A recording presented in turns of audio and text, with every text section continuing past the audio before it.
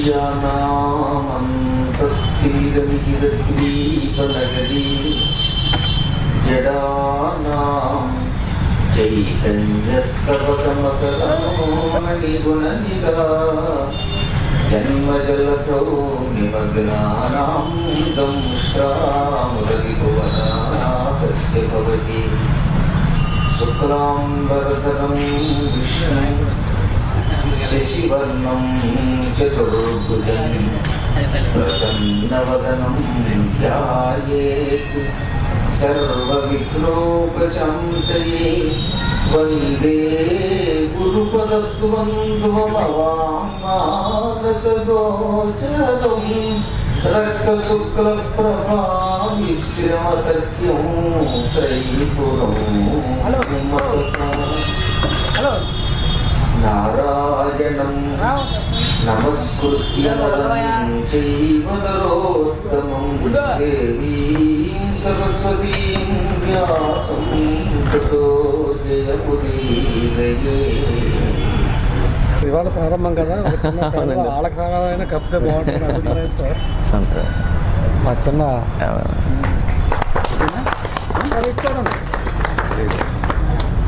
అటు తినకి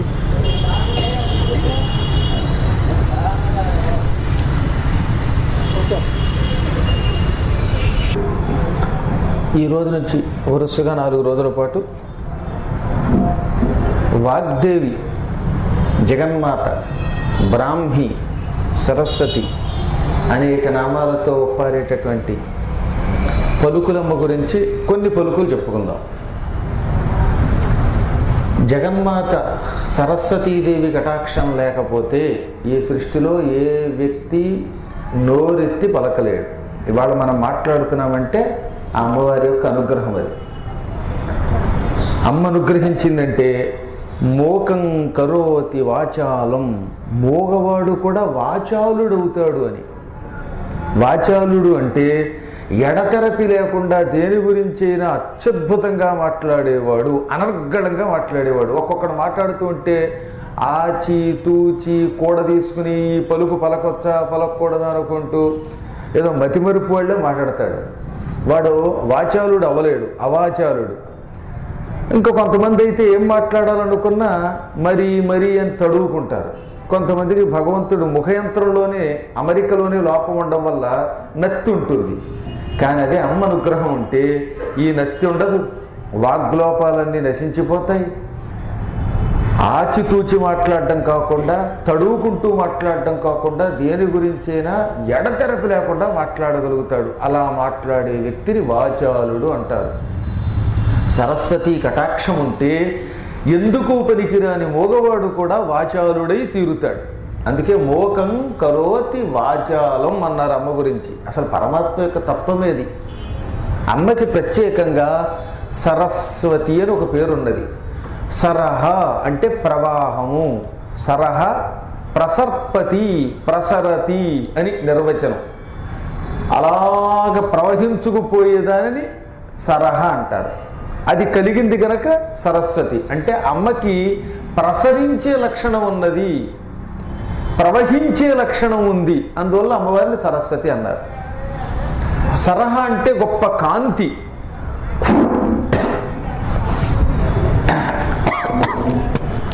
ఏటరా ఈ దోమలు, మాయిదారి శిష్యులు సరే దోమలు. సరస్వతి అని ఆ తల్లిని అన్నాం. కానీ ఇక్కడ రామకోట్లో లోపలకు కూడా ప్రవహిస్తున్నాయి కొన్ని. వాటిని మశకములు అంటారు. దోమలని కూడా లోపలికి పోయేటప్పుడు వెళ్లకుండా ఆపగలిగే శక్తి ఒక్క అమ్మవారి దగ్గర మాత్రమే ఉన్నది. అందువల్ల అమ్మవారికి ఒకసారి గట్టిగా అందరూ నమస్కారం చేయండి. శ్రీమాత శ్రీ మహారాజ్కి గట్టిగా 3 సార్లు.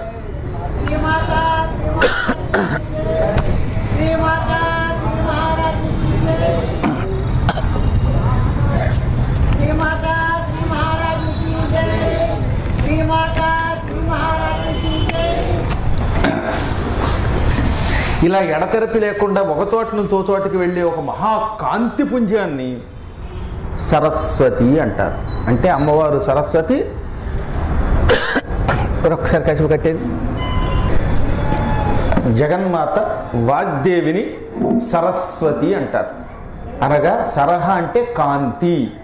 సూర్య భగవానుడు పైనుంచి కిందకు వచ్చేటప్పుడు ఎడతెరపి లేకుండా కాంతి పుంజాలు వస్తాయే, ఇలాంటి జ్ఞానకాంతులని సరహ అంటారు. సరస్వతి అంటే జ్ఞానం అనే ఒకనొక కాంతిని లోకమంతా నింపేది. ఆలోచన దానికి కూడా సరహ అని పేరు. ఆలోచన ఒకదాని వెనక ఒకటి ఒక ప్రవాహంలా రావాలి. ఆలోచన ప్రవాహాలని లోకమంతా వ్యాపింపచేసే తల్లిని సరస్వతి అంటారు. రాయడానికి బాగా గొప్ప శక్తి, జ్ఞాపక శక్తి కావాలి, భాషా పాండిత్యం కావాలి, పటుత్వం కావాలి, దీంతో పాటు ఛందస్సు మీద పట్టు ఉండాలి. వాల్మీకి మహర్షి రామాయణం అనే ఒక గొప్ప కావ్యం రాశాడు. వేదవ్యాసుడు మహాభారతం వంటి ఎన్నో ఇతిహాసాలు రాశాడు, పురాణాలు రాశాడు. కాళిదాసు వంటి మహానుభావులు ఎంతోమంది ఎడతెరపి లేకుండా కావ్యాలు రాశారు.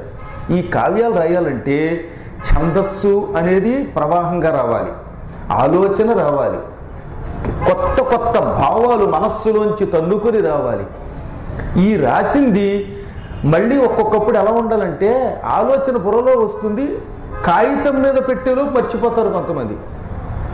చూసారో లేదో, నిమిషంలో మర్చిపోయానని అంటూ ఉంటారు. ఆ మర్చిపోకుండా అవధానత్వంతో ఉండే శక్తి కావాలి. ఇవన్నీ ఇచ్చే తల్లి కనుక అమ్మవారిని సరస్వతి అన్నారు. అందుకే నదులకు కూడా సరస్వతి అని పేరు. ఎక్కడో హిమాలయాల్లో పుట్టింది. కేదారం దగ్గర మందాకిని అనే పేరుతోటి ప్రవాహంగా వస్తోంది. బదరీ దగ్గర నుంచి అలకనంద అనే పేరుతో వస్తోంది. దారిలో ఎన్నో జలపాతాలను తనలో కలుపుకుంటోంది. కలుపుకొని బిందు సరస్సు దగ్గరకు వచ్చాక, అంటే రుద్రప్రయాగ దగ్గర ఇన్ని పాయల్ని కలుపుకుని ఏకధాటిగా మహాప్రవాహంగా వెళ్ళిపోతోంది నది. ఇలా ప్రవాహంగా జలం వెడుతోంది కాబట్టి దాన్ని సరస్వతి అన్నారు. అంటే సరస్వతి మొత్తం మీద ఆగకుండా వెళ్ళే గొప్ప తరంగం, ఆలోచనల పరంపర, ఆలోచనల సమాహారం, జ్ఞానం యొక్క ప్రసారం, ఇది సరస్వతి.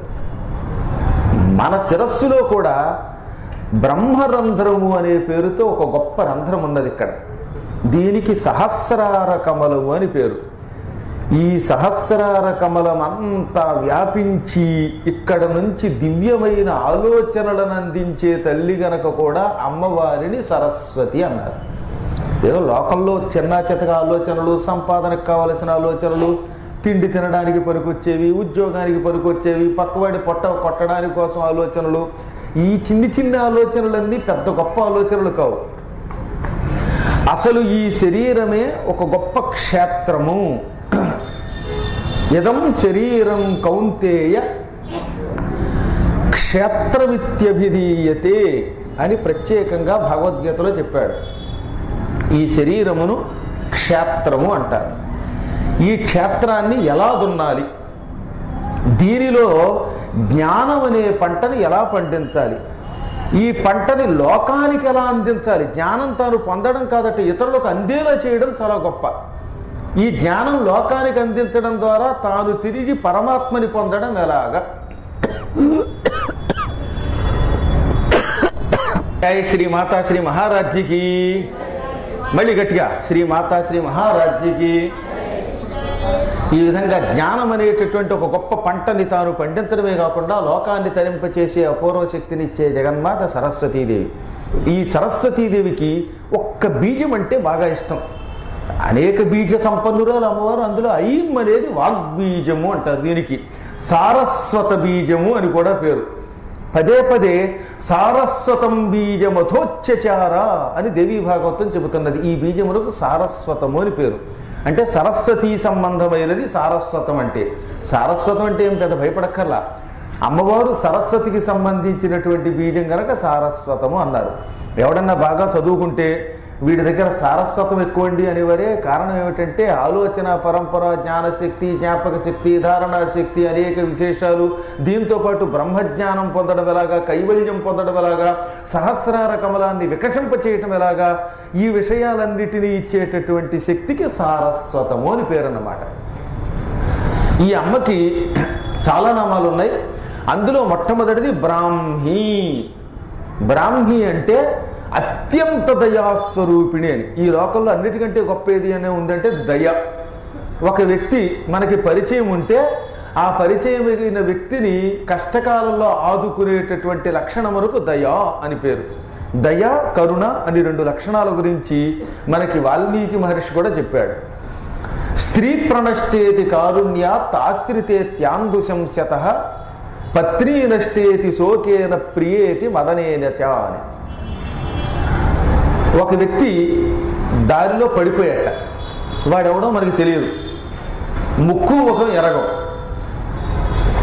అయ్యో వాడెవడో పాపం దారిలో పడిపోయి ఉన్నాడు, ప్రమాదవశాత్తు మరణానికి సిద్ధంగా ఉన్నాడు అని దగ్గరికి వెళ్ళాం.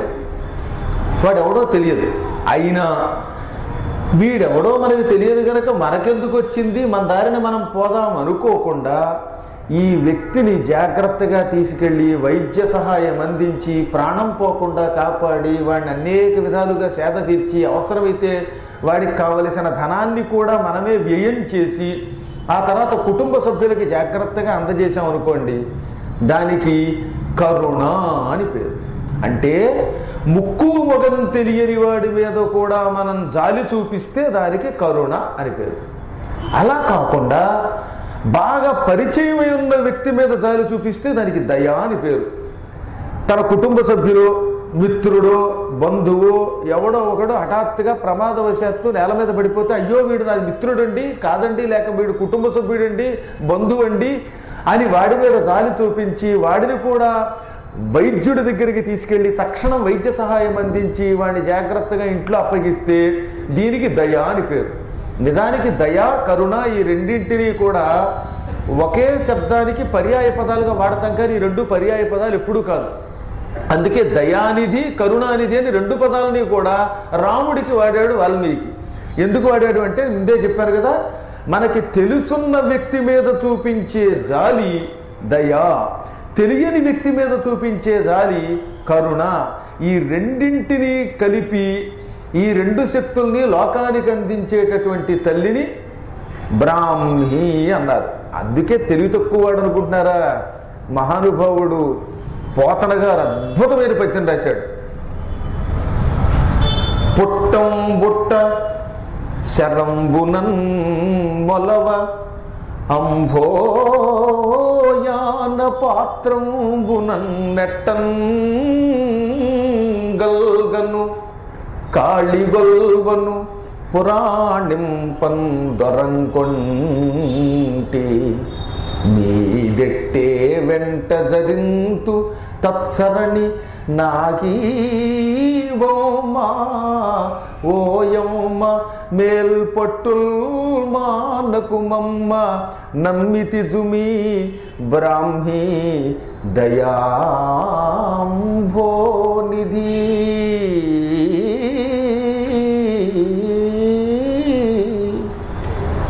అమ్మ జగన్మాత పుట్టం బుట్ట, నేను పుట్టలో పుట్టలేదు. పుట్టలో పుట్టడం అంటే ఏమిటి? పోతన గారు సరస్వతీదేవిని ప్రార్థిస్తున్నాడు, అమ్మా జగన్మాత నేను మహాభాగవతం అని ఒక గొప్ప కావ్యం రాయాలనుకుంటున్నాను. ఇంత కావ్యం రాయడానికి నా దగ్గర ఏమున్నది? సరస్వతీ శక్తి ఎక్కడుంది? జ్ఞానం లేదు, తెలివితేటం లేవు, పాండిత్యం లేదు. పూర్వకాలంలో వాల్మీకి అనే మహర్షి సరస్వతీ కవచాన్ని 5 లక్షల పర్యాయాలు జపించాడు. చాలామందికి తెలియదు, కానీ సరస్వతీ కటాక్షం వల్ల మాత్రమే వాల్మీకి మహర్షి ఆది కావ్యాన్ని, ఇతిహాసాన్ని రాశాడు.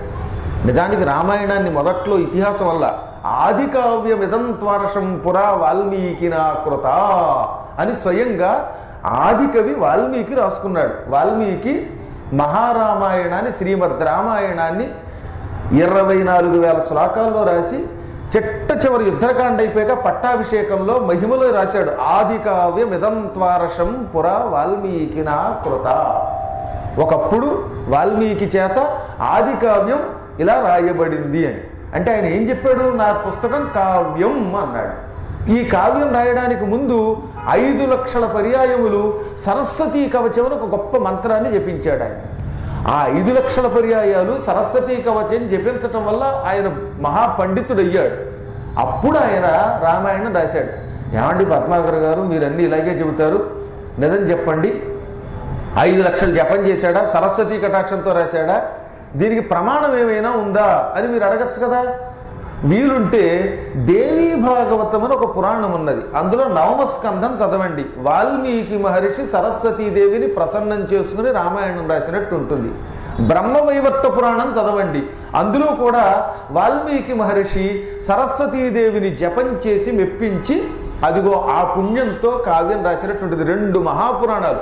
బ్రహ్మవైవర్త పురాణం అంటేనే పూర్తిగా శ్రీకృష్ణ చరిత్ర, అందులోనూ చెప్పారు, మళ్ళీ దేవీ భాగవతంలోనూ ఉంటుంది. కాబట్టి వాల్మీకి మహర్షి అమ్మా ఓ సరస్వతి, నీ అనుగ్రహంతో పూర్వం కావ్యం రాశాడు. నేను అంత గొప్పవాడిని కాదు, ఆయనలో పుట్టలో పుట్ల, అంటే నేను వాల్మీకిని కాను. వాల్మీకిని కాకపోయినా నేను భాగవతం తెలుగులో రాయాలనుకుంటున్నాను. పోని వాల్మీకిని కాకపోయినా మరో కవిని ఏమన్నా అనుకుందామా అంటే శరంబునన్మలవా, నేను కుమారస్వామిని కాను. కుమారస్వామి కూడా పూర్వకాలం ఒకానొకప్పుడు ఈశ్వరుడి దగ్గర సరస్వతీ కవచాన్ని బీజాన్ని పొంది ఈశ్వరానుగ్రహంతో పాటు సరస్వతీ కటాక్షాన్ని కూడా పొంది అదిగో ఆ మహాశక్తితోటి స్కాంద పురాణం అనే మహాకావ్యం రాశాడు. స్కాంద పురాణం అంటే దాదాపు 85,000 శ్లోకాల ఉద్గ్రంథం అది. అందులో కాశీఖండం ఉన్నది, అవంతీఖండం, రేవాఖండం అంటే అది ఉన్నది, అంటే సత్యనారాయణ మహిమ కూడా అందులోదే. ఇలా ఒకటి కాదు, అనేక కథల సమాహారం, క్షేత్రాల మహిమ. కాశీఖండం లాంటి ఒక క్షేత్రం కాదు, దాదాపు 14 క్షేత్రాలకు సంబంధించిన విశేషాలన్నీ కుమారస్వామి వారు స్కాంద పురాణం అనే పేరుతో రాసి తర్వాత దాన్ని అగస్త్యునికి చెప్పి వ్యాసుని ద్వారా గ్రంథస్థం చేయించాడు. కాబట్టి ఆయన కూడా చాలా గొప్ప కవి. కుమారస్వామి కవిత్వంలో ఎన్నెన్నో చమత్కారాలు ఉంటాయి, అలంకారాలు ఉంటాయి. నేను కుమారస్వామిని కాదు, ముందేం చెప్పాడు, నేను వాల్మీకిని కాదు, కుమారస్వామిని కాదు. పోని 3వ కవి ఎవరున్నారు, అంబోయాన పాత్రంబునన్ నెట్టంగల్గను. అంబోయాన పాత్రం ద్వీపంలో పుట్ల, పడవలో వెడుతున్నప్పుడు పరాశరుడనే ఆయన సత్యవతి అని ఒకానొక సుందరిని చూచి మోహించాడు. పడవలోనే ఆవిడ చేయి పుచ్చుకున్నాడు, ప్రేమించి వివాహం చేస్తున్నాడు. మహానుభావులు ఏదన్నా ఒక పని చేస్తే దాని వెనకాతలో గొప్ప కారణం ఉంటుంది. ఆయన ఏం కాముకుడు కాడు, కానీ లోకశ్రేయస్సు కోసం ఒక పల్లె స్త్రీని, దాస్యకన్యని, దాస్యరాజు అని పేరు కలిగిన ఆయన పెంచుకున్న చేపల పొలుసు కంపుతో ఉండే స్త్రీని చేపట్టాడు. అదిగో ఆవిడికి పుట్టాడు వేదవ్యాస మహర్షి. ద్వీపంలో పుట్టాడు గనక ద్వైపాయనుడు అన్నారు, నల్లగా ఉంటాడు గనక కృష్ణద్వైపాయనుడు అన్నారు. ఆయనే వేదవ్యాస మహర్షి. ఆయన కనుక పుట్టకపోతే ఇవాళ మనకి అసలు గురు పూర్ణిమే లేదు. గురు పూర్ణిమ అని ఆషాఢ పూర్ణిమని పిలుస్తున్నాం మనం. ఆషాఢ పూర్ణిమ గురు పూర్ణిమ అని పిలువబడిందంటే దానికి గల కారణం అష్టాదశ పురాణవేత్త, వేదాలు విభజించిన మహానుభావుడు వ్యాసుడి యొక్క పుట్టుకే. వ్యాసుడు ఆషాఢ పూర్ణిమ నాడు, ఆనాడు యమునా నది తీరంలో పుట్టి ఉండకపోతే అసలు ఇవాళ మన గురువు అనేవాడిని తలుచుకునేవాడినవా? అసలు మనకి ఈ శక్తులు వచ్చేవా? ఇన్ని కథలు తెలిసేవా? ఇన్ని మంత్రాలు వచ్చేవా? అసలు లోకమే లేదు. నన్ను అడిగితే అజ్ఞాన పరంపరలో కొట్టుకుపోయేది. ఇవాళ మనందరం కృతజ్ఞులమై ఉండవలసినది ఒక మహాగురువుకి. ఇంకా గురువు రుణం ఎవరం తీర్చుకోలేము. ఆ గురువు గారి వ్యాసుడు. వ్యాసో నారాయణో హరిహి. వేదవ్యాసుడు అంటే సాక్షాత్తు విష్ణు స్వరూపుడు ఆయన. విష్ణుమూర్తి ఎత్తిన 22 అవతారాలలో అంశావతారం వేదవ్యాసుడు. ఆ వ్యాసుడిని మనకి ఇచ్చాడంటే పరాశరుడు ఎంత గొప్పవాడు. ఆయన్ని కన్న తల్లి సత్యవతి ఆనాడు పల్లెవాడ. అందుకే మహానుభావులు కాముకులైతే కూడా ఆ కామం లోకానికి ఉపయోగపడుతుందన్నారు. నీచులు కామం పొందితే అది వాడికి నష్టం, లోకానికి నష్టం. అందుకే వాళ్ళ దాంట్లో వేలు పెట్టడానికి వీల్లేదు. ఆనాడు ఆ పల్లెవాడ పడుచుకి పుట్టినటువంటి వ్యాసుడు కృష్ణద్వైపాయనుడు. పడవలో ఉండగా కామం వల్ల పుట్టాడు గనక అంబోయాన పత్రంబున నెట్టంగల్గను అన్నాడు పోతన గారు. మళ్ళీ ఒకసారి గుర్తుపెట్టుకోండి, మత్స్య, మార్కండేయ, భవిష్య, భాగవత, బ్రహ్మ, బ్రహ్మాండ, బ్రహ్మవైవర్త, వరాహ, వామన, వాయు, విష్ణు, అగ్ని, నారద, పద్మలింగ, గరుడ, కూర్మ, స్కాంద పురాణములనే 18 పురాణాలు, సౌర, ఉశనస, నారసింహ, కాపిల, కాళికాది 18 ఉపపురాణాలు. ఇన్ని రాసినవాడు ఒక్క వ్యక్తి. మహాభారతం అనే పంచమ వేదం ఇచ్చినవాడు ఒక్క వ్యక్తి. విభజ్య వేదాంశ్చతురః శిష్యాన్ అధ్యాపయత్పురా. ఒకప్పుడు వేదములు కలగాపులగంగా ఉండేవి. అసలు ఎక్కడి నుంచి మొదలు పెట్టాలో ఎక్కడికి వెళ్ళాలో తెలియదు. ఆ మధ్యన ఒక ఆయన పుస్తకం రాశాడు. ఆ పుస్తకం ఎలా విభజించాలో నాకు ఎప్పటికీ అర్థమయ్యేది కాదు. కొంతమంది పుస్తకం రాస్తే దానికి ఒక క్రమశిక్షణ ఉండదు. అది కలగాపులగం అయిపోయి ఉంటే ఎక్కడి నుంచి మొదలెట్టాలి, అసలు ఎటు వెళ్ళాలి, దీన్ని ఎలాగ ఒక ఆర్డర్లో పెట్టాలి, క్రమశిక్షణలో పెట్టాలో అర్థం కాక యాతన పడతాం. ఒకప్పుడు వేదాలు అలా ఉండేవిట. కొంతమంది మహర్షుల యొక్క ప్రభావం వల్ల. ఆ సమయంలో మన అదృష్టవశాత్తు వ్యాసుడు పుట్టాడు. ఆ వేదాలకి ఒక క్రమం ఇచ్చాడు. అప్పటి నుంచి వేదములను విభజించి క్రమమిచ్చి లోకానికి జ్ఞానం పంచిపెట్టాడు గనక వేదవ్యాసుడన్నారు. ఆ విధంగా వేదాలు ఇవ్వకపోతే ఇవాళ నిజంగా ఇప్పటికీ కూడా వేదాలకు అర్థం తెలియదు తెలుసా. పైగా ఈ ఉచ్చారణ చేత కాని వాళ్ళ వల్ల వేదాల అర్థాలే అపార్థాలు అయిపోయాయి. ఇప్పటికి కూడా కొన్ని శబ్దములు మహానుభావులు కొంతమంది నోట్లో పడి కంపు అయిపోయాయి. నమశివాయ అంటాడు. శివాయ అంటే శివశబ్దానికి చతుర్థి. చతుర్థి విభక్తి వళ్ళి వీడు శివాయ అని విసర్గ పెట్టేటి వీడు. ఇలాంటి పనికిమాలినటువంటి విభక్తుల వల్ల మొత్తం అపశబ్దాలతో సంస్కృతము మంత్రము భ్రష్టమైపోతూ ఉంటే ఆ భ్రష్టత్వాన్ని తొలగించి శిష్టత్వం అందించిన విశిష్ట వ్యక్తి వేదవ్యాసుడు.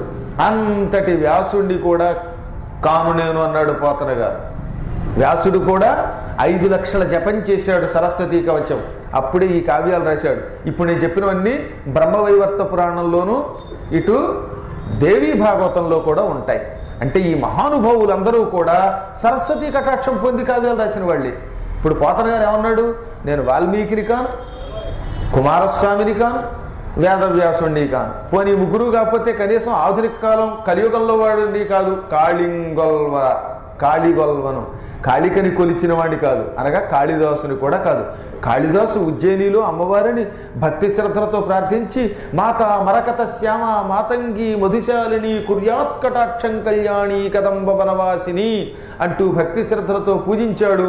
ఆ పూజా ప్రభావంతో అమ్మవారిచ్చినటువంటి బీజ ప్రభావంతో మహాకవి అయి ఈ ప్రపంచంలో కవులంటే ఆధునిక కాలంలో కాళిదాసు తప్ప మరొకడు లేడు అనిపించుకున్నాడు. నేను అది కాదు, అయినా పురాణాలు రాయాలనుకున్నాను. ఏం పురాణం? పైగా భాగవతం. ఇంత మహాకావ్యం రాయాలంటే ఎలాగా? అమ్మా, నేను ఒక్క అనుగ్రహం పొందాలనుకుంటున్నాను. నా దగ్గర పైన చెప్పిన కవులు కొన్న శక్తి లేదు, అంతలా నేను ఉపాసించలేదు, నాకు ఏమీ తెలియదు. కానీ నమ్మితి జుమి, నిన్ను నమ్మాను అన్నాడు. ఇప్పుడు మీకు అర్థమవుతుందా? సరస్వతిని అంత గట్టిగా నమ్మాలి.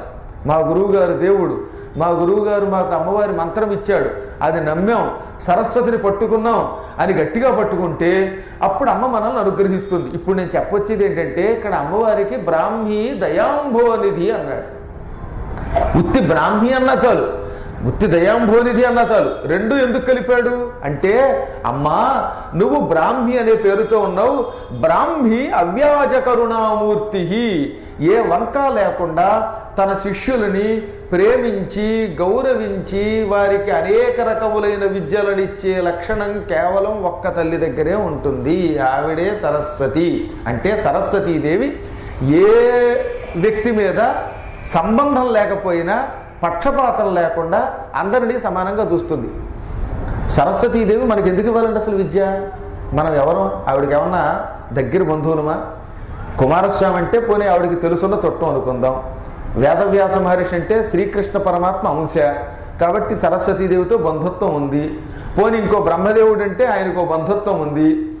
పోనీ వాల్మీకి మహర్షి అంటావా, ఆయన ఏకంగా ప్రచేతసుడు అంటే వరుణుడు కొడుకు, ప్రచేతసు పుత్రుడు కాబట్టి ప్రాచేతసుడు అన్నారు. ఇందాకే ప్రారంభంలో రామాయణం గురించి చెబుతారు. వేద ప్రాచేతసాత్, ప్రాచేతసుని చేత వేదము రామాయణం అనే పేరుతో భూలోకములకు వచ్చింది అన్న శ్లోకానికి అర్థం. వేదము రామాయణాత్మన, రామాయణం అనేటటువంటి ఒక పేరుతో ప్రాచేతసాత్ ప్రచేతస మహర్షి యొక్క పుత్రుని ద్వారా. అనగా ప్రచేతసుడు అంటే వరుణుడే. వరుణుడికి ప్రచేత అని పేరు. ఆయన పూర్వకాలంలో కొంతకాలం భూలోకంలో తపస్సు చేయటం వల్ల అప్పటి నుంచి ప్రచేతస మహర్షి అని కూడా అన్నారు. ఆయన కుమారుడు అంటే సాక్షాత్తు వరుణపుత్రుడు. వరుణపుత్రుడు అంటే ఎవరు? స్వయంగా సరస్వతీదేవికి ఆత్మబంధువు. సరస్వతి అనే పేరుతో నది వచ్చి వరుణుడిలో కలిసింది. వరుణుడిలో సరస్వతీ నది కలవడం వల్ల పుట్టినటువంటి వాడు అవడం వల్ల ప్రాచేతసుడు అని పేరు. అంటే సరస్వతీదేవికి డైరెక్ట్ కుమారుడు. తెలుసునా మీకు వాల్మీకి అంటే?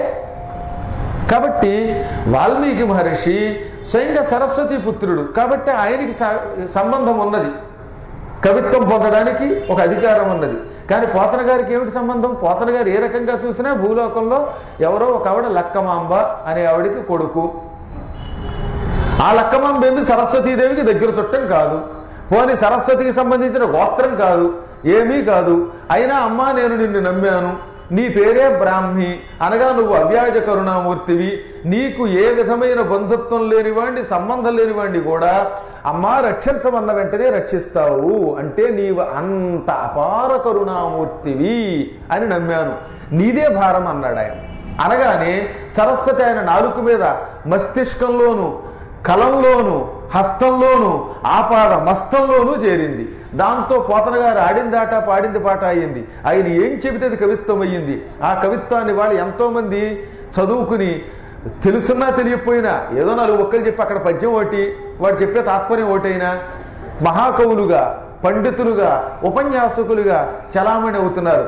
ఇంతమందికి భిక్ష పెట్టింది సరస్వతీదేవి. చూసారా మీరు? అంటే సరస్వతీదేవి అసలు లక్షణం ఏమిటన్నమాట అంటే ఆవిడ బ్రాహ్మి, బ్రహ్మరాజ్ఞి, మహాజ్ఞానస్వరూపిణి, అవ్యాజ కరుణామూర్తి. అమ్మా మాకు చదువు రావటం లేదు, రక్షించు, నీ బీజం ఐం అని ఒక సారస్వత బీజం ఉన్నదట, ఈ బీజాన్ని మేము జపిస్తాం, జపిస్తే మమ్మల్ని అనుగ్రహించు అని ఎవరైనా సర్వశరణాగతి పొందితే ఆ వ్యక్తిని మహాకవిని చేస్తుంది. అమ్మా నీ గురించి పదే పదే ఎంతో మంది పౌరాణికులు ఎంతో మంది గురువులు నమ్మి మాకు చెబుతున్నారు, వాళ్ళు చెప్పిన పలుకులన్నీ విన్నాం, వినడం ద్వారా నీవు సర్వస్వరూపిణివి జ్ఞానస్వరూపిణివి అని గ్రహించాం, నీ పాదాలు శరణు అని పట్టుకుంటున్నాం, మమ్మల్ని కటాక్షించంటే వాడు ఎవడైనా సరే వాడిని కటాక్షిస్తుంది. మనం చూసాం కదా పూర్వకాలంలో ఇంక వీడికి ఏమీ చదువు రాదు బాబోయ్ అనుకున్న వాళ్ళని కూడా అనుగ్రహించింది ఆవిడ. భోజ మహారాజు గారు బ్రహ్మదేవుడిగా, కాళిదాసు సాక్షాత్తు సరస్వతి స్వరూపాలుగా ఆ రోజుల్లో ప్రసిద్ధికి ఎక్కారు. ఒకప్పుడు కాళిదాసు గారు కొత్తల్లో భోజ మహారాజు గారు ఆస్థానంలో చేరిన రోజుల్లో నా దగ్గర ఆస్థాన విద్వాంసులుగా చేరిన కవులకి ఇల్లు ఇస్తాను అని ప్రతిజ్ఞ చేశాడు ఆయన. కాళిదాసు వచ్చాడు, భోజరాజు గారిని తన కవిత్వంతో మెప్పించాడు. అప్పుడు భోజరాజు గారు కాళిదాసు గారికి ఒక మంచి భవనం కట్టిస్తాను, కట్టించేలోపు ఈయన ఉండాలి కదా, ఉండడం కోసం ఈయనకి మన ఊళ్ళో ఏదైనా ఒక ఇల్లు ఖాళీ చేయించి ఇవ్వండి అన్నాడు. అంటే వెంటనే రాజభట్లు అన్నారు, మహారాజా మన ఊళ్ళో అందరూ కవులే, కవుల ఇళ్ళు ఎప్పుడూ నేను ఖాళీ చేయించను అని నువ్వు శపథం చేశావు, కాబట్టి ఇప్పుడు ఈ కాళిదాసు గారికి భవనం ఇవ్వాలంటే అలాగా అన్నారు వాడు. ఇప్పుడు భోజరాజు గారికి పెద్ద చిక్కు వచ్చింది. ఎందుకని? కాళిదాసు గారి కవిత్వం చాలా బాగుంది, ఆయనకి ఒక మంచి భవనం ఇవ్వాలి. ఇద్దాము అంటే ఊళ్ళో అందరూ కవులేట, కవులు కాని వాళ్ళు మాత్రం నా నగరంలో ఉండకూడదు, వాళ్ళు ఊరికి దూరంగా ఉండాలి, కవులైన వాళ్ళని ఎట్టి పరిస్థితుల్లో వాళ్ళ ఇంట్లోంచి బయటికి పంపను అని ఈయన ఒట్టెట్టుకున్నాడు. అందుకని ఏం చేశాడు ఈయన, చూద్దాంరా ఎంత మన నగరంలో అందరూ కవులైనా ఎక్కడో ఓ చోట కవిత్వం చెప్పనివాడు ఉంటాడా, మన ఊళ్ళో ఎవడైనా కవిత్వం చెప్పనివాడు పరికిమాల వాడు ఉంటే వాడిని ఊరవతల, అంటే మళ్ళీ అక్కడ వాడికి అన్యాయం చేయం, ఊరవతల మంచి భవనాలు కట్టారు అక్కడ ఉండేలా చేద్దాం, మన నగర వీధులలో రాజవీధులలో మాత్రం కవిత్వం చెప్పే కవులే ఉండాలి, వెళ్ళి వెతకండి అన్నాడు. వెంటనే రాజభటులు నగర వీధులంతా గాలించారు. ఏ ఇంటికి వెళ్ళినా ఆ ఇంట్లో కూడా ఒక కవిత్వం చెప్పేస్తున్నాడు, ఏ ఇంటికి వెళ్ళినా అవధానుల్లా ఆసుగా పద్యాలు చెబుతున్నారు. మళ్ళీ చెప్పేటప్పుడు బండబూతులు కాదు, కొంతమంది కవిత్వం చెబుతారు, వాడికి కా అంటే తెలియదు, కీ అంటే తెలియదు, అది ఏ పద్యమో వాడికే తెలియదు, ఏ బయట వాడికే పాఠం చెబుతాడు. ఇవాళ దానివల్లే మనం చాలా ఇబ్బంది పొందుతున్నాం. తెలుగు మాస్టర్ అంటే ఛందస్సుని అలా చదవగానే ఇది మత్తేమో ఇది ఉత్పలమాలని తను చెప్పగలగాలి. వీడికి చేత కాకపోతే పిల్లలకి ఇంకేం చెబుతాడు, చచ్చి చెడు గీసి గీసి గీసి చెబుతున్నారు. దానివల్లే కలియుగంలో ఇవాళ సగం పాఠాలే పాడైపోయి, అది వేరే విషయం. కానీ భోజరాజు కాలంలోట ఏ ఇంటికి వెళ్ళండి ఆ ఇంట్లో వాడు బోధుడి మీదో కాళిదాసు మీదో భటుల మీదో ఆకాశంలో నక్షత్రాల మీదో వీధిలో ఉన్న పందిళ్ల మీదో అరే పంది మీద నది మీద కూడా కవిత్వం చెప్పేస్తున్నారు. ఈ భటులు బుర్రగొక్కుని భోజ మహారాజు గారు గొప్ప పని చేయించారు మన చేత. ఇప్పుడు కవిత్వం చెప్పని వాడిని ఏమన్నా వెతికి పట్టుకుని వాడిని ఇంట్లోంచి ఖాళీ చేయించి ఆ ఇల్లు కాళిదాసుకి ఇమ్మన్నారు. ఏ ఇంటికి అర్థమంటే ఆ ఇంట్లోనే కవిత్వం చెబుతున్నారు. ఆఖరికి అప్పుడే గురువు గారి దగ్గర మంత్రోపదేశం పొందిన చిన్న పిల్ల కూడా కవిత్వం చెబుతోంది. ఎంతెందుకు కాకులు దోమలు కూడా కవిత్వం చెప్పేస్తున్నాయి భోజుడి కాలంలో. ఆయన ప్రభావం ఎంత గొప్పది అనుకుని వెతుక్కుని ఒక పద్మశాలి ఇంటికి వెళ్ళారు. ఆయన మగ్గాలు వేస్తున్నాడు కనుక ఈయనకి కవిత్వం రాదేమో, ఈయనకి ఇల్లు ఖాళీ చేయించి ఇంకో ఇల్లు ఇచ్చి ఈ ఇల్లు కాళిదాసుకి ఇప్పిద్దాం అనుకుని అక్కడికి వెళ్ళి, ఏమై పద్మశాలి, కవిత్వం చెప్పని వాళ్ళు ఊళ్ళో ఉండకూడదని రాజుగారు అన్నారు కాబట్టి నీకు ఊరవతలో వీధులు ఇచ్చేవారు ఎక్కడో మంచి బిల్డింగ్ ఉంది, ఆ బిల్డింగ్ ఇస్తాం, నీ ఇల్లు ఖాళీ చేస్తావా అన్నారు భట్లు.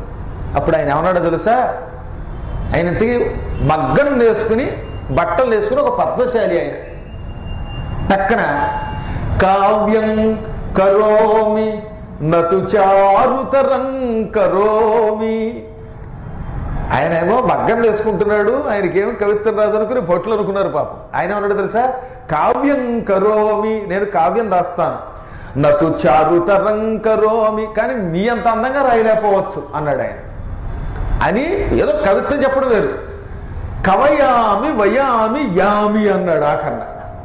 కవయామి వయామి యామి, కవయామిలో కా తీసేయండి వయామి, వా తీసేయండి యామి. దాంతో భట్లు బుర్ర గొక్కేసుకున్నారు. ఓరి బాబోయ్, అంటే సహజంగా వృత్తి పనుల్లో ఉండేవాడికి కవిత్వం మీద ఏం ఆసక్తి ఉంటుందని వాళ్ళు అనుకున్నారు. అందరికీ కవిత్వం అవ్వాలండి, బట్టలు ఉతుక్కుంటున్నాడు, వాళ్ళు ఏం కవిత్వం చెప్పాలా, 10 మందికి ఉపయోగపడే మంచి పనులు చేస్తున్నాడు పాపం ఆయన. ఈయనేమో బట్టలు నేస్తున్నాడు, ఇంకొక ఆయన ఏదో ఇంకో ఆవులు మేపుతున్నాడు. వీళ్ళందరికీ కవిత్వం రావాలంటే భోజరాజు కాలంలో వాడు వీడు అనే తేడా లేకుండా అందరూ కవిత్వం చెప్పాలనడానికి ఇది ఉదాహరణ. సరస్వతీదేవి అంతలా అనుగ్రహిస్తుందిట, అందుకని అవ్యాజ కరుణామూర్తి అన్నారు. అప్పుడు భట్లు ఆశ్చర్యపోయి, మహారాజా వీడు ఒక్కడే కవిత్వం చెప్పలేని వాడు దొరుకుతాడేమో అనుకుంటే వీడు కూడా కవయామి వయామి యామి అంటున్నాడు, ఇంకా మేమేం చెబుతామండి అన్నారట.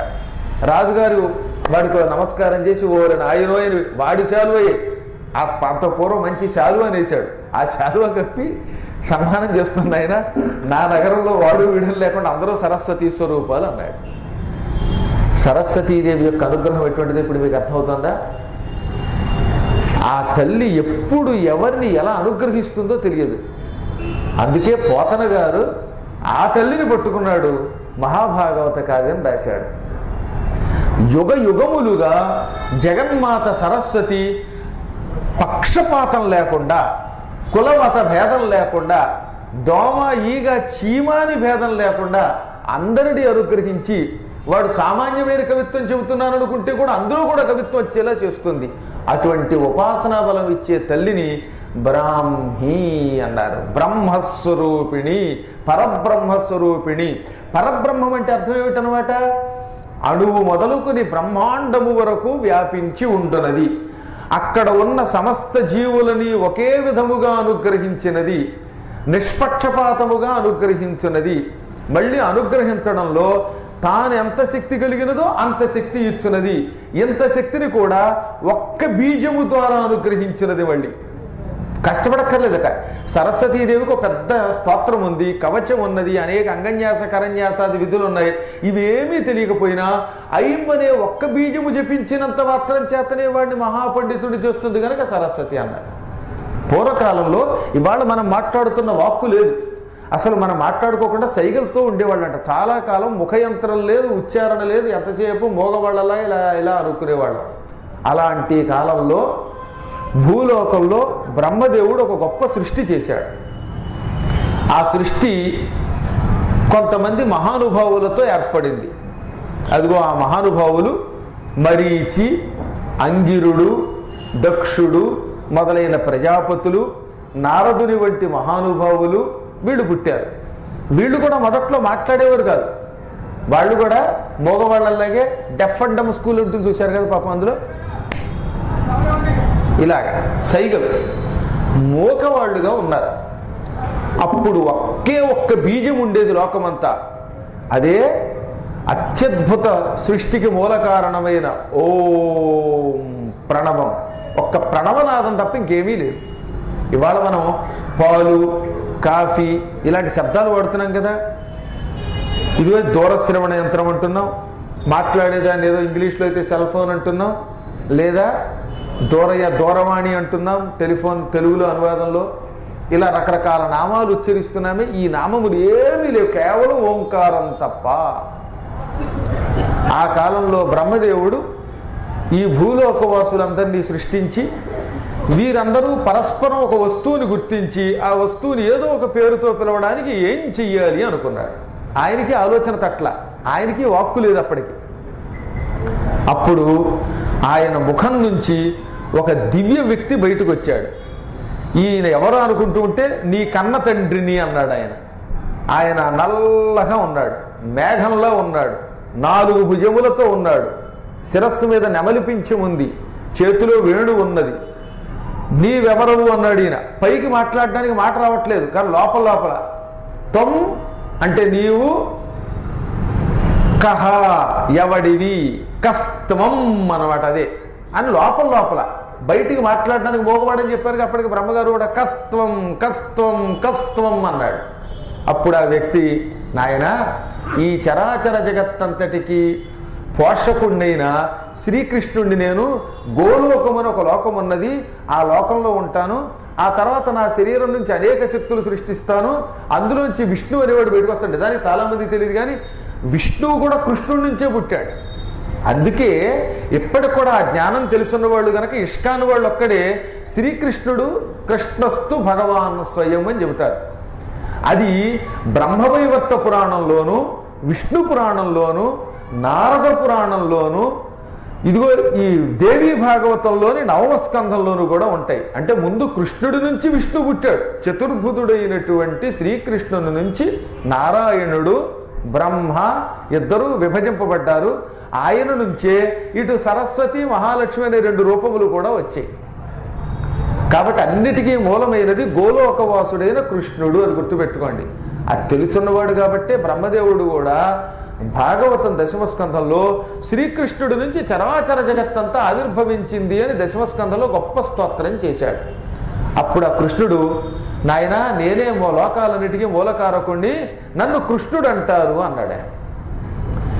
పరమాత్మ, నువ్వా నా తండ్రివి, నిన్ను స్తోత్రం చేయడానికి నాకు వాక్కు లేదు, ఎలా స్తోత్రం చేయాలో తెలియటం లేదు, వాక్కుని ప్రసాదించు అన్నాడు. ఇదంతా లోపల, పైకి మాట్లాడడానికి శక్తి లేదు గనక. అప్పుడు ఆయన శ్రీకృష్ణుడు తన శరీరములోని ఎడమ భాగం నుంచి ఒక దివ్య సుందరీమణిని బయటికి తీసుకొచ్చాడు. ఆవిడ తెల్లగా మెల్ల మెల్ల మెల్ల మెల్ల మెరిసిపోతున్నది. ఎంత తెల్లగా ఉందో, మల్లె పువ్వు కంటే తెల్లగా ఉంది, చంద్రుడి వెన్నెల కంటే తెల్లగా ఉంది, పాలనురుగు కంటే తెల్లగా ఉంది, నేను కట్టుకున్న లాల్చీ కంటే తెల్లగా ఉంది, ఇంచుమించు నా అంత తెల్లగా అందంగా ఉంది. ఆ మహా సౌందర్యవతిని చూచి ఆశ్చర్యపోయాడు బ్రహ్మదేవుడు. అప్పుడు శ్రీకృష్ణుడు అన్నాడు, ఈ రోజు నుంచి సమస్త లోకాలని ఉద్ధరించే ఈ శక్తిని ఆదిపరాశక్తి నాకు ఇచ్చింది, నేను దానిని నీకు ఇస్తున్నాను. ఈవిడే అమ్మవారి నుంచి ఆవిర్భవించిన మూలస్వరూపిణి, అన్నిటికీ మూలం ఆదిపరాశక్తి. ఆదిపరాశక్తి నుంచి వచ్చిన ఒక దివ్య స్వరూపిణి. ఈవిడ మహాసరస్వతి అని పిలువబడుతుంది. ఈవిడ సర్వశుక్ల, ఆపాదమస్తకం తెల్లగా ఉంటుంది, ఒక్క తల వెంట్రుకలు తప్ప మిగతా శరీరం అంతా మిసమిసలాడే తెల్లదనంతో ఉంటుంది. పరమకాంతి స్వరూపిణి గనక ఈవిడ్ని సరస్వతి అంటారు. వాగ్గు రూపంలో ప్రవహిస్తుంది గనక నీళ్ళేమో నేల మీద ప్రవహిస్తాయి, ఈవిడ వాక్కు రూపంలో నోట్లోంచి ప్రవహిస్తుంది. అది కూడా ప్రవాహం. ఇప్పుడు పద్మాకర్ గారు మాట్లాడుతున్నారు మహాప్రవాహం అండి అండల్లా, లేకపోతే మరొక ఆయన ఎవరో మాట్లాడుతున్నారండి అదొక మహాప్రవాహం అండి అండల్లా. ఈ ప్రవాహ రూపంలో, వాక్ ప్రవాహ రూపంలో ఉంటుంది గనక, జ్ఞాన ప్రవాహ రూపంలో ఉంటుంది గనక ఈ తల్లి సరస్వతి అని పిలువబడుతుంది. ఈవిడ జ్ఞానస్వరూపిణి. ఈ తల్లి అనుగ్రహం ఉంటేనే వాక్కు వస్తుంది, ఈవిడ అనుగ్రహం ఉంటేనే ఆలోచనలు వస్తాయి, ఈవిడ అనుగ్రహం ఉంటేనే నువ్వు ఎప్పుడు ఎలా సృష్టి చెయ్యాలో తెలుసుకో తెలుసుకోగలుగుతావు. ఈ చరాచర జగత్తంతటికి మూలకారకురాలైన ఈవిడికి మహాసరస్వతి అని పేరు పెడుతున్నాను అనగానే వెంటనే బ్రహ్మగారు ఆవిడ ఒక్కసారి భక్తితో అలా రెండు చేతులు జోడించి ప్రార్థించాడు. అది కూడా లోపల. అప్పుడు కృష్ణుడు అన్నాడు, ఇంతకాలం మీరెవరూ మాట లేకుండా సైగలతో మాట్లాడుతున్నారు. ఆలోచన వచ్చినది లోపలే ఉంటుంది, వాక్కు రూపంలో బయటికి రావడంలా. ఈ రోజు నుంచి ఈ తల్లి మీ అందరి నాలుకల మీద చేరి మీ అందరికీ వాగ్రూపిణి అయి అనుగ్రహం ఇచ్చుగాక, మిమ్మల్ని అనుగ్రహించుగాక అన్నాడు. టక్కున ఈ తల్లి వెళ్ళి బ్రహ్మ నాలుక మీద కూర్చుంది. అప్పటిదాకా మూగవాడిలో ఉన్న బ్రహ్మగారు కాస్త మాట్లాడటం మొదలెట్టాడు. గలగలగల మాట్లాడేశాడు. నమో దేవ్యై మహాదేవ్యై శివాయై సతతం నమః బ్రహ్మరాజ్ఞై సరస్వత్యై జ్ఞానరూపిణ్యై తే నమః అని భక్తి శ్రద్ధలతో నమస్కారం చేశాడు. నమస్కారం చేయగానే శ్రీకృష్ణుడు అన్నాడు, ఈ తల్లి అనుగ్రహం వల్ల నీకు వాక్కు వచ్చింది, మాట్లాడటం వచ్చింది, ఆమెను వర్ణించే శక్తి వచ్చింది. ఈ శక్తి వచ్చిన ఈ రోజు మాఘ శుక్ల పంచమి అంటే ఇవాళ. చూసారా, మీకు అందుకని సరస్వతి గురించి చెప్పడం మొదలుపెట్టాం. శుక్ల పంచమ్యాం మాఘమాసే దేవీ భాగవతం నవమ స్కంధంలోను బ్రహ్మవైవర్త పురాణంలోని సరస్వతీ ఘట్టంలోను ఈ మాట చెప్పారు. మాఘ శుక్ల పంచమి నాడు అమ్మవారు బ్రాహ్మీ ముహూర్తంలో ఆవిర్భవించింది. బ్రహ్మస్వరూపిణి కనుక, జ్ఞానస్వరూపిణి కనుక ఈరోజు సరస్వతి పుట్టినరోజుగా సమస్త లోకాలు గుర్తించి ఈ ప్రతి శుక్ల పంచమి నాడు, మాఘ శుక్ల పంచమి నాడు అమ్మవారిని పూజించి తరించెదరుగాక. ఈరోజు జగన్మాతని భక్తితో పూజించిన వాడికి సకల విద్యలు ప్రాప్తించునుగాక అన్నాడు. అనగానే అమ్మవారు మాఘ శుక్ల పంచమి నాడు పుట్టింది, పూజించబట్టునో ఈ పూజా విధానం అది చెప్పు అనగానే అప్పుడు ఆయన పూజా విధానం చెప్పాడు. ఆ పూజా విధానం వరుసగా మనం ఈ 3 రోజులు చెప్పుకుందాం. 4వ రోజు అంటే బుధవారం నాడు సాయంత్రం 6 గంటల వేళ ఈ పిల్లలందరినీ కూర్చోబెట్టి, పెద్దవాళ్ళు కూడా కూర్చోవచ్చు, పిల్ల పెద్ద అని కదా అందరూ పూజ చేయొచ్చు. పిల్లలకైతే ఇంకా అవసరం, పెద్దలకి మోక్షానికి అవసరం. కొంతమంది అడగచ్చు, మేము చక్కగా రిటైర్డ్ అయిన తెలుగు లెక్చరర్లం, పండితులం, అక్కడ పనిచేసాం, మేము కూడా చెయ్యాలా సరస్వతి పూజ అని గట్టిగా మాట్లాడితే వాళ్ళు మనకు వచ్చిన జ్ఞానం ఎంతండి? రోజు 18 పురాణాలు చదువుకున్నాను అనుకున్న వ్యక్తి నేను ఉట్టి భ్రమ. అమ్మవారి అనుగ్రహం లేకపోతే ఒక్క అక్షరం కూడా నోట్లోంచి రాదు. ఆ తల్లి అనుగ్రహం ఉంటే మనకి ఏదైనా వస్తుంది. వేద పండితుడిని ఘనాపాఠి నేను చెప్పుకున్నవాడు మళ్ళీ తల్లి అనుగ్రహం లేకపోతే ఎందుకు పనికి రాకుండా పోతాడు. అసలు ఇంతెందుకు ఈ సృష్టిలో పరిపూర్ణమైన జ్ఞానం ఎవరి దగ్గర ఉన్నది? ఎవరి దగ్గర ఉండదు. కానీ తల్లి అనుగ్రహం ఉంటే జ్ఞానం లేకపోయినా పైకి రావచ్చు, అది వేరే విషయం. నాకు ఆశ్చర్యం ఏంటో తెలుసా, ఒక్కొక్కడు గొప్ప పౌరాణికుడిగా ఎక్కడికి వెళ్ళినా వాడికి జనం వచ్చి పడిపోతారు. ఏ ఛానల్లో చూసినా వాడే కనపడతాడు. ఎందుకు చెప్పాలంటే వాడికి అక్షర జ్ఞానం లేదు, కానీ వాడికి ఎందుకు అంత పేరు వస్తుందంటే అది సరస్వతీ కటాక్షం అంటారు. అర్థమైందా? ఒక్కొక్కడు మహాపండితుడు, సకల వేదాలు పురాణాలు ఇతిహాసాలు చదువుతాడు, వాడికి ఎక్కడ గుర్తింపు ఉండదు. కారణం తల్లి అనుగ్రహం లేకపోవటమే. ఆ తల్లి అనుగ్రహం అందుకు పొందాలి. మనం తల్లిని భక్తితో పూజించాలి.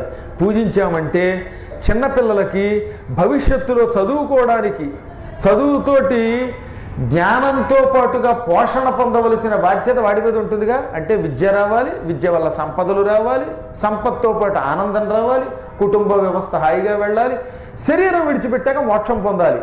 ఇన్ని సంపదలు ఒక్క సరస్వతీ కటాక్షం ఉంటేనే వస్తాయి.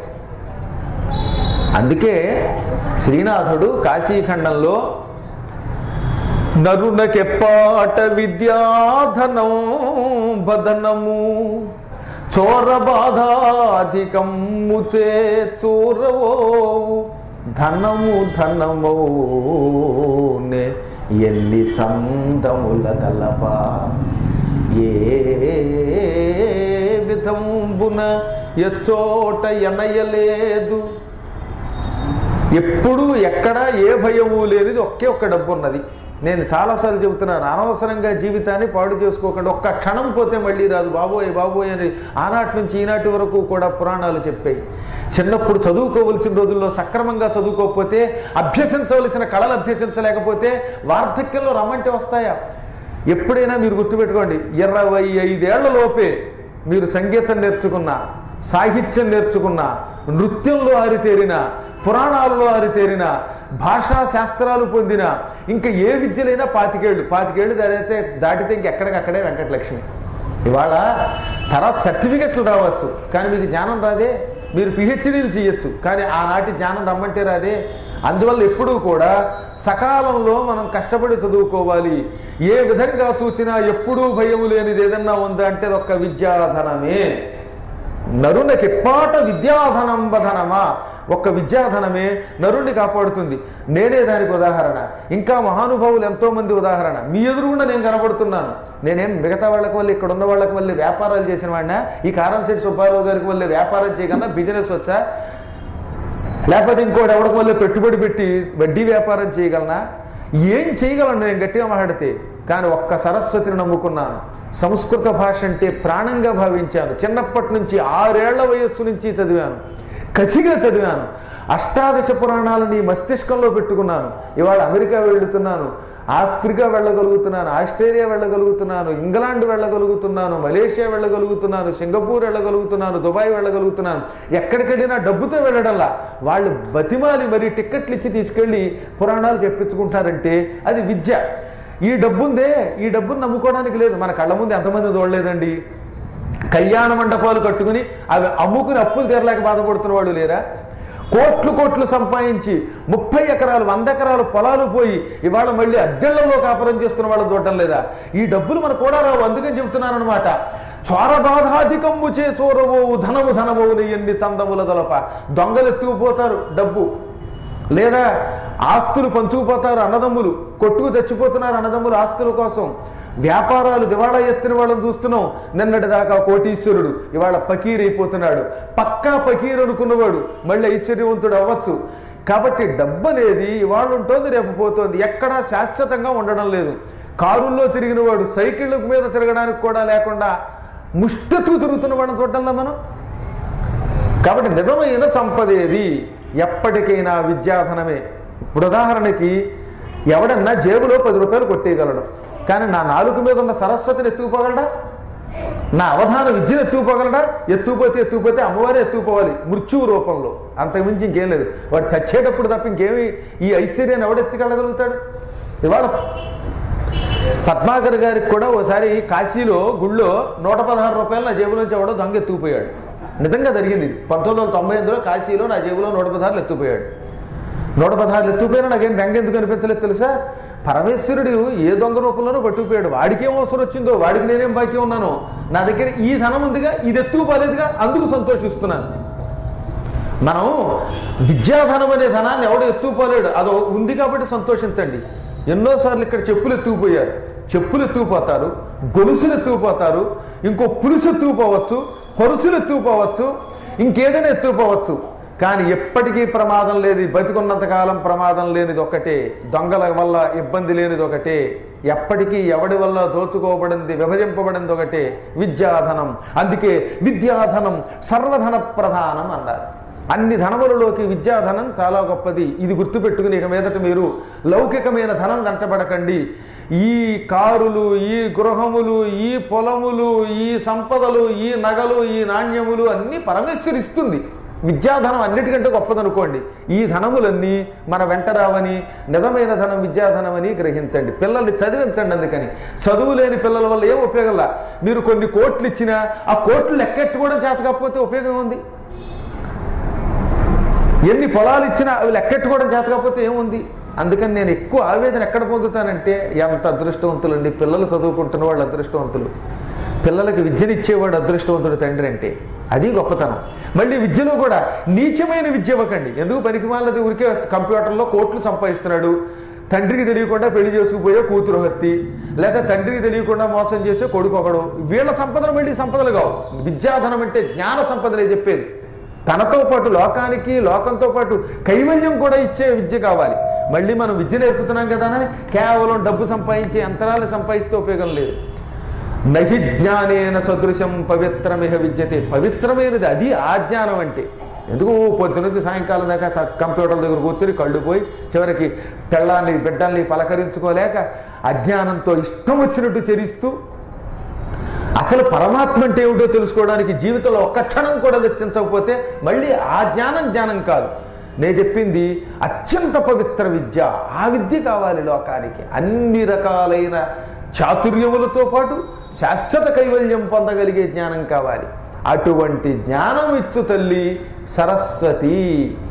అందువల్ల ఆ సరస్వతిని నాలుక మీద పెట్టుకొని నువ్వు రోజు పూజించు, అప్పుడు తద్వారా సృష్టి క్రమం అంతా హాయిగా వెడుతుంది అన్నాడు శ్రీకృష్ణ పరమాత్మ. ఈ మాఘ శుక్ల పంచమి నాడు నాలుక మీద పెట్టాడు ఆయన. పెట్టగానే అప్పుడు బ్రహ్మగారికి ఒక గొప్ప ఆలోచన వచ్చిందట. అప్పటిదాకా ఆలోచన రాలా. తన కుడివైపు నుంచి ఒక అద్భుతమైన పురుషుణ్ణి సృష్టించాడు. వాడిని స్వయంభువు అన్నారు. ఎడమవైపు నుంచి మరొక స్త్రీని సృష్టించాడు, శతరూప. ఈ ఇద్దరినీ భార్యాభర్తల్ని చేశాడు. తన నాలుక మీద ఉన్న సరస్వతి బీజాన్ని వాళ్ళిద్దరికీ ఇచ్చాడు. ఇక మీరిద్దరూ దంపతులు అవ్వండి. ఈ రోజు నుంచి స్త్రీ పురుష సాంగత్యంతో సృష్టిని కొనసాగించండి. సకల లోకాలకి పనికొచ్చే విద్యని మీరు అందించండి. అన్నిటికంటే విద్య చాలా గొప్పదని చాటండి. ఈ విద్య అనే ధనం ఎక్కడున్నా మనకు ఉపయోగపడుతుంది. ఆలోచనలు బాగుంటే సంపాదిస్తాం, అవి బాగులేకపోతే మనం ఏం సంపాదించాలంటే సంపాదించగలం. పొరపాటు కూడా ఒక్క రూపాయి, ఒక్క 10 పైసలు సంపాదించలేం. మీరు ఒకసారి బాగా ఆలోచించండి. ఇవాళ ఒక వ్యక్తి కంప్యూటర్ దగ్గరికి నిలబడి దానితో డబ్బు సంపాదిస్తున్నాడంటే ఈ కంప్యూటర్ అనే జ్ఞానం కూడా ఆలోచన, అది సరస్వతి. డబ్బు సంపాదనకి సరస్వతి ఉపయోగపడింది. ఆకాశం నుంచి భూమి మీదకు వస్తున్నటువంటి సూర్య భగవానుడి కిరణములలో ఉన్న శక్తిని ఉపయోగించుకొని డబ్బు సంపాదిస్తున్నాడంటే ఈ సౌరశక్తిని ఉపయోగిస్తున్నది మేధాశక్తి కూడా మళ్ళీ సరస్వతి. అంచేత సరస్వతి ఎన్ని రకాల ధనం అండి. ధనమగ్నిర్ ధనం వాయు ధనం సూర్యో ధనం పశు ధనం వసు ధనమింద్రో బృహస్పతిర్వరుణం ధనమస్మృతే వైనతే యసోమం పిబతురుత్ర సోమం ధనస్య సోమినో మక్యం దదాతు సోమిని అని వేదములో ఒక భాగమైన శ్రీ సూక్తం చెబుతున్నది. ధనమగ్ని, అగ్నిహోత్రుడు గొప్ప ధనము అనగా అగ్నిహోత్రుడిని నువ్వు ఉపయోగించుకుని అగ్నితో వంట చేసుకుంటున్నావు. ఈ వంట వండడం వల్ల అన్నం వస్తున్నది. ఆ ఉడికిన అన్నం తింటున్నావు, బతుకుతున్నావు. దీన్ని అమ్ముకుంటున్నారు కొంతమంది హోటల్ పెట్టి. ఈ హోటల్లో అన్నం వండుతున్నాడంటే, ఈ హోటల్లో ఇవాళ వీడు అట్లు వేస్తున్నాడంటే, బజ్జీలు వేస్తున్నాడంటే వీటికి ఉపయోగపడుతున్నది అగ్ని కదా. ఈ అగ్ని ధనము అంటే అగ్నిని ఉపయోగించుకుని ధనం పొందడం ఎలాగో నీకు తెలిసింది. ఆ తెలివితేటల్ని సరస్వతి ఇచ్చింది. అగ్నిలో ఇనుముని కాల్చి కత్తిగా, ఆయుధంగా, లేకపోతే ఇంకొక బీరువాగా, ఇలా మైకు స్టాండ్గా, స్తంభంగా, లేకపోతే స్లాబ్కు పనికొచ్చేటటువంటి ఇనప కడ్డీలుగా మారుస్తున్నాం. ఇప్పుడు ఆ ఇనుముని కడ్డీలుగా వీటిగా మార్చడానికి ఉపయోగపడుతున్నది ఎవరు? అగ్ని. కాబట్టి అగ్ని గొప్పధనం. ఈ ఆలోచన నీకు ఇచ్చింది ఎవరు? సరస్వతి. కాబట్టి సరస్వతి గొప్పధనము. ఇలా అగ్నితో మనం ధనాన్ని పొందొచ్చు. వాయుదేవుడు గొప్పధనం. అసలు వాయువు లేకపోతే ముక్కులో గాలేది, మనం బతుకుతామో, మనం చస్తాం. మనం బ్రతకడమే గొప్పధనం. కాబట్టి చావకుండా బ్రతికొండడం గొప్పధనం. ఆయుష్ ఉండడం. వాయువుతోటి విద్యుత్తుని ఉత్పాదన చేస్తున్నాం. వాయువుతోటి అనేకమైన కార్యక్రమాలు నడుపుతున్నాం. వాయువు వల్ల వచ్చే అనేక ప్రయోజనాలను మనం ధన రూపంలోకి మార్చుకుంటున్నాం. కాబట్టి వాయువు అనేటటువంటి దానిని ధనంగా భావించు. ఈ ధనముగా భావించి దానిని పొందడానికి కావలసిన తెలివితేటలు మళ్ళీ సరస్వతి ఇస్తున్నది. కాబట్టి చెట్టు చివరకు మళ్ళీ సరస్వతి మీదే ధనానికి ఆధారపడాలి. సరస్వతి లేకపోతే అసలు లెక్కే లేదు కనుక ఇవాళ డబ్బుని లెక్కేస్తున్నామంటే, డబ్బుని బంగారం రూపంలోకి మార్చుకుంటున్నామంటే ఇదంతా మళ్ళీ సరస్వతే. వసుహు అంటే ప్రాణం. ప్రాణమును నిలబెట్టుకోవడం గొప్పధనం. వసుహు అంటే బంగారం. బంగారం గొప్ప డబ్బు అని ఊహ మనకు వచ్చింది. పూర్వకాలంలో ఈ డబ్బులు లేని రోజుల్లో బంగారం దొరికింది. దీన్ని బిళ్ళలుగా తయారు చేసి మొదట్లో బంగారపు కాసులు చలామణిలోకి తెచ్చారు, నాణ్యాలు. ఆ తర్వాత ఈ బంగారాన్ని నగలుగా మార్చారు. ఇవాళ అందరూ బంగారం బంగారం గొప్ప ధనం అంటున్నారు. ఈ ధనమే బంగారం, బంగారమే ధనం. బంగారం ధనం అనే విషయం ఒక ఊహ ఇచ్చి ఈ బంగారాన్ని ఇలా ఉపయోగించుకో అని నీకు చెప్పింది ఎవరంటే మళ్ళీ సరస్వతి. ఆవిడ తెలివితేటల వల్లే మనం బంగారాన్ని ఉపయోగించుకుంటున్నాం. కాబట్టి మళ్ళీ చివరికి వచ్చేసరికి సరస్వతి మీదే ఆధారపడుతున్నాం. ఈ విధంగా ప్రతి ప్రాణి ఈ సృష్టిలో ఉన్న మరొక ప్రాణాన్ని, ఒక వస్తువుని ధనంగా మార్చుకుని సుఖపడుతున్నాడంటే ఇన్ని ధనములకు మూల కారణమైన ధనం జ్ఞానధనం. ఇది అత్యద్భుత ధనం. ఈ జ్ఞానధనం ఇస్తున్నది సరస్వతి. ఈవిడ కేవలం ఒక్క అక్షరమునకు మాత్రమే లొంగుతోంది అని శ్రీకృష్ణుడు ఆనాడు బ్రహ్మదేవుడికి చెప్పాడు. ఆనాడు మాఘశుక్ల పంచమి నాడు ఆదౌ సరస్వతీ పూజ శ్రీకృష్ణేన వినిర్మిత. గోలోకంలో శ్రీకృష్ణ పరమాత్మ సరస్వతిని పూజించకపోతే మానవునికి తెలివితేటలుండవు, సంపదలుండవు, వస్త్రం ఉండదు, బ్రతుకు ఉండదు, ఆయుష్ ఉండదు, వైద్యం ఉండదు. అన్ని సరస్వతి మీదే ఆధారపడి ఉన్నాయి. ఇవాళ వైద్య శాస్త్రం సరస్వతి, ఈ అగరత్తులు సరస్వతి, ఈ లోకంలో ఉన్న సమస్తం సరస్వతి. కాబట్టి ఈ సరస్వతిని మానవులు ఉపయోగించుకోవాలంటే సరస్వతీ కటాక్షం పొందాలి. పొందడానికి ఒక పని చెయ్యాలనుకుని శ్రీకృష్ణుడు సరస్వతీ పూజ అని ఒక గొప్ప స్తోత్రాన్ని నిర్మించాడు. ఆ సరస్వతీ పూజయే సరస్వతీ కవచం అనే పేరుతో దేవీ భాగవతంలో బాగా ప్రసిద్ధి పెట్టింది.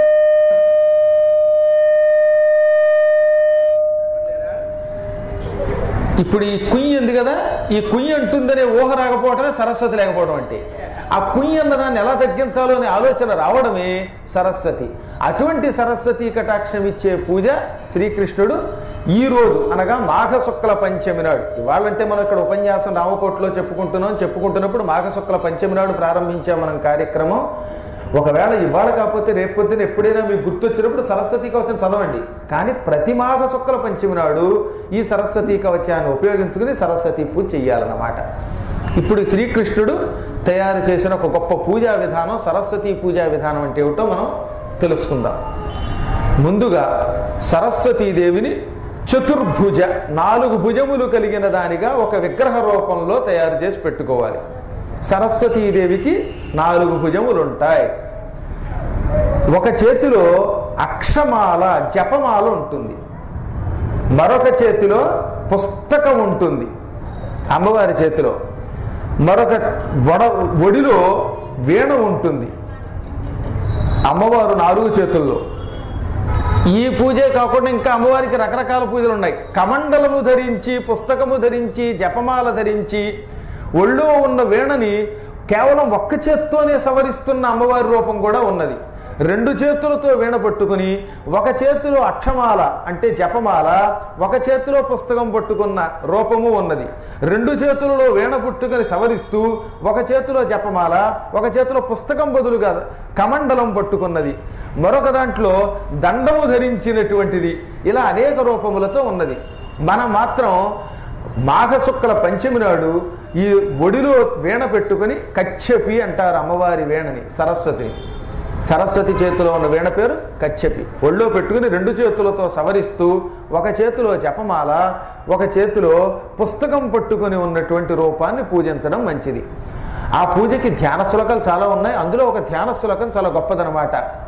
యా కుందేందు తుషారహారధవళ యా శుభ్రవస్త్రాన్విత యా వీణావరదండమండితకరా యా శ్వేత పద్మాసన యా బ్రహ్మాచ్యుత శంకర ప్రభృతిభిర్దేవైః సదా పూజిత సా మాం పాతు సరస్వతీ భగవతి నిశ్శేషజాడ్యాపహ.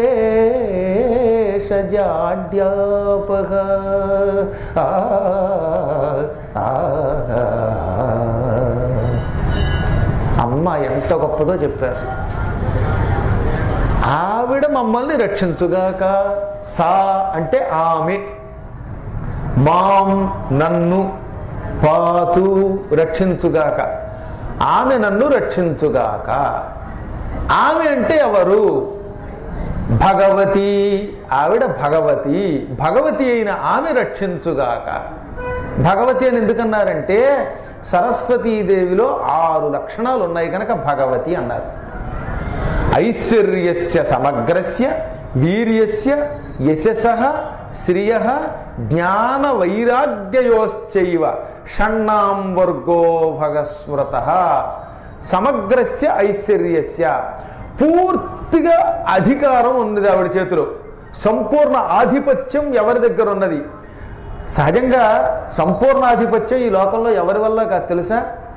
ఒక దేశాన్ని పరిపాలించగలడు ఒకడు, రాష్ట్రాన్ని పరిపాలించగలడు ఒకడు, ఊరిని మాత్రమే పరిపాలిస్తాడు ఒకడు, ఇంటిని మాత్రమే పరిపాలిస్తాడు ఒకడు, ఆఖరికి వాడు పెళ్ళాం మీద కూడా అధికారం లేనివాడు మరొకడు. వాడి కర్మయోగం.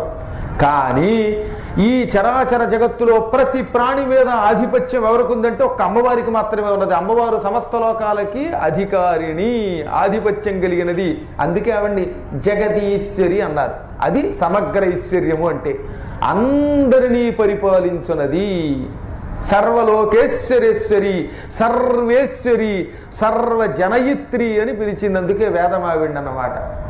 ఈ భూలోక, భువర్లోక, సువర్లోక, మహర్లోక, జనలోక, గోలోక, తపోలోక, సత్యలోకాలు, ఆతల, వేతల, సుతల, తలాతల, రసాతల, పాతాళాది భువన బ్రహ్మాండములన్నిటినీ ఒక్క తల్లి మాత్రమే పరిపాలిస్తోంది.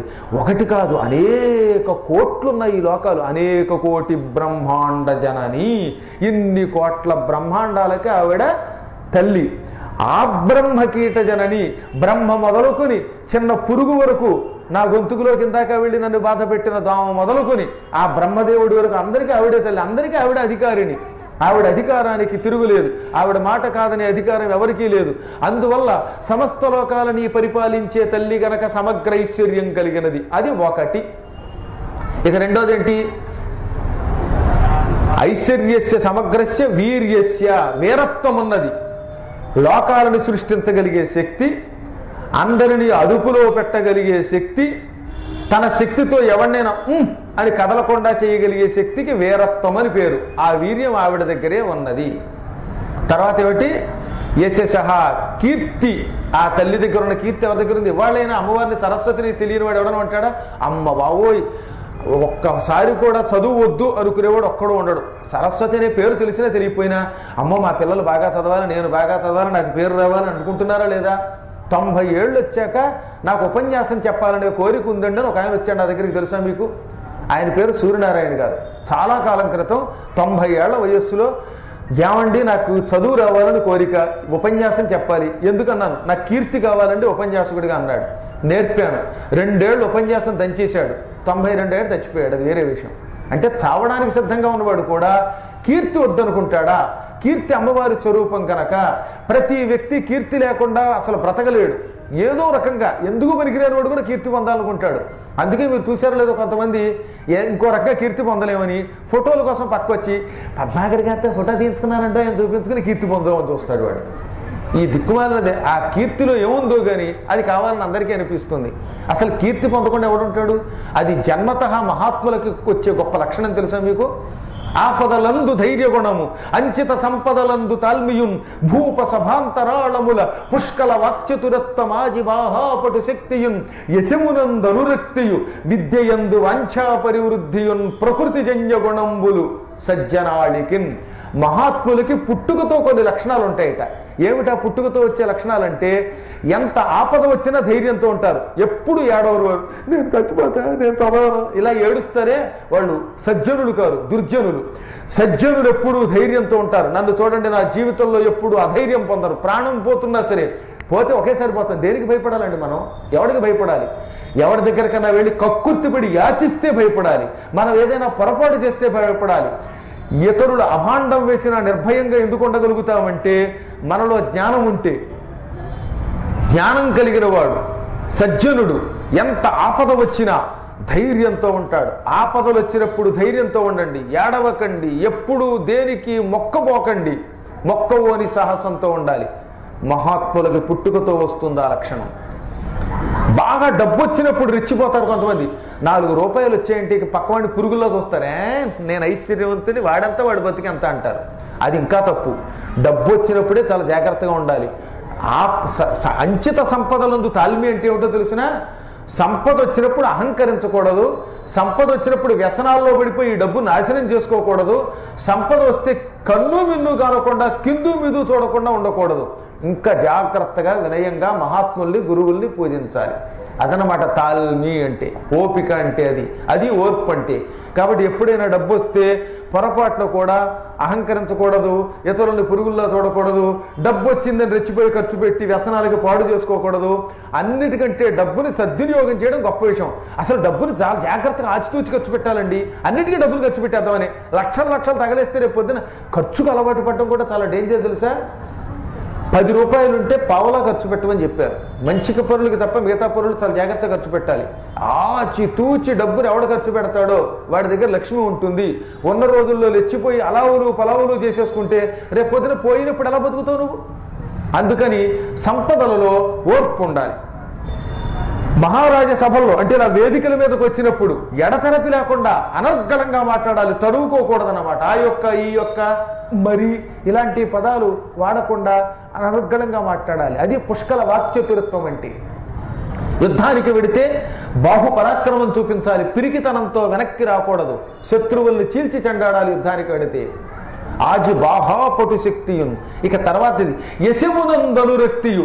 నేను మంచి కీర్తి పొందాలి, సత్కీర్తి పొందాలనే కోరిక ఉండాలి, దాని మీద ప్రేమ ఉండాలి. అంతకంతకి విద్యని పెంచుకోవాలి. పొద్దున సాయంకాలం దాకా టీవీలు చూడడం, కంప్యూటర్లు చూడడం, ఆటలు ఆడుకోవడం వల్ల ఏమొస్తుంది మనకి? పిచ్చి పిచ్చి కుక్కలతోటి పిల్లులతోటి ఆడుకుంటే విద్య, ఇంకా విద్య.